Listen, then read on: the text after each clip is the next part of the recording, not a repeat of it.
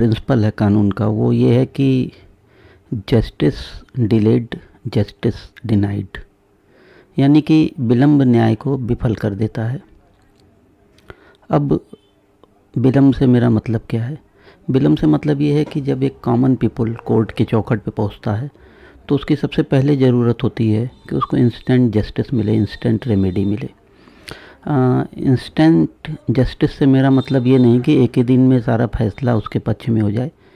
निश्चित रूप से फैसले होने में कुछ समय लगेगा, जो उसका विरोधी पक्ष है उसको सुनने और सुनवाई का कोई अवसर देना होगा, जज को भी समझने का टाइम देना होगा। लेकिन जो इंस्टेंट रेमेडी रिलीफ है वो उसको तुरंत मिलना चाहिए। अंतरिम आदेशों में अगर चूक होती है तो कानून के सारे सिद्धांत प्रिंसिपल्स बेकार है। अंतरिम आदेश का मतलब ये है कि अगर कोई किसी के मकान को, प्रॉपर्टी को कोई माफिया या गवर्नमेंट की कोई एजेंसी इलीगली डिमोलिश कर रही है तो उसको इंस्टेंटली स्टे ऑर्डर मिलना चाहिए। अगर कोई टेनेंट बियॉन्ड लॉ बेदखल हो रहा है मकान मालिक या पुलिस के बल पे तो उसको भी स्टे मिलना चाहिए। किसी लैंडलॉर्ड को भी स्टे मिलना चाहिए यदि अगर उसके टेनेंट ने उसके प्रॉपर्टी में अल्टरेशन किया या किसी तरीके का डैमेज किया तो उसको स्टे ऑर्डर इमीडिएट मिलना चाहिए। या फिर कोई इलीगली डिटेन है जेल में किसी लॉ में तो उसको भी प्राइमा फेसी बेल मिलना चाहिए, ये देख के कि उसके खिलाफ प्राइमा फेसी केस बन रहा है कि नहीं बन रहा है। तो और एक रूल भी इस संबंध में है कि bail is a rule and jail is a exception.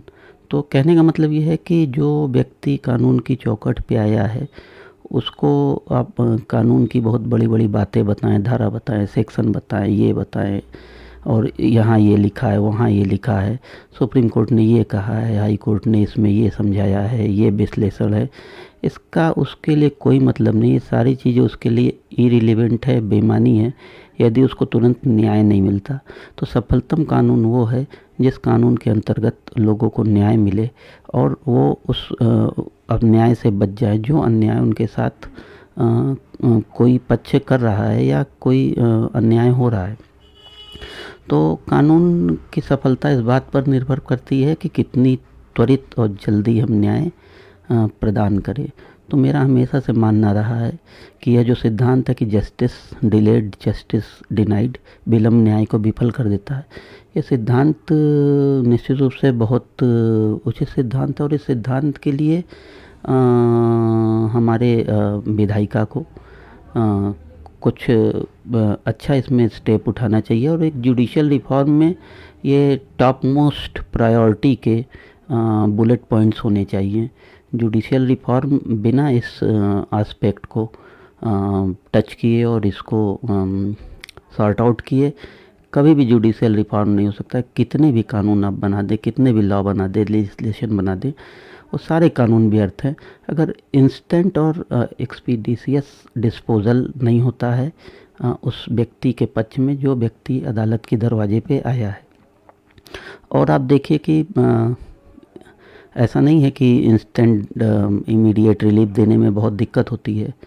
कुछ बेसिक प्रिंसिपल्स हैं जो पहले ही already Supreme Court, High Court ने अपने जजमेंट में सब कोट कर दिए हैं, लेकिन अभी भी स्थिति ये है कि उन प्रिंसिपल्स को लोअर कोर्ट द्वारा जो है यूजुअली अप्लाई नहीं किया जाता है। अब इसके पीछे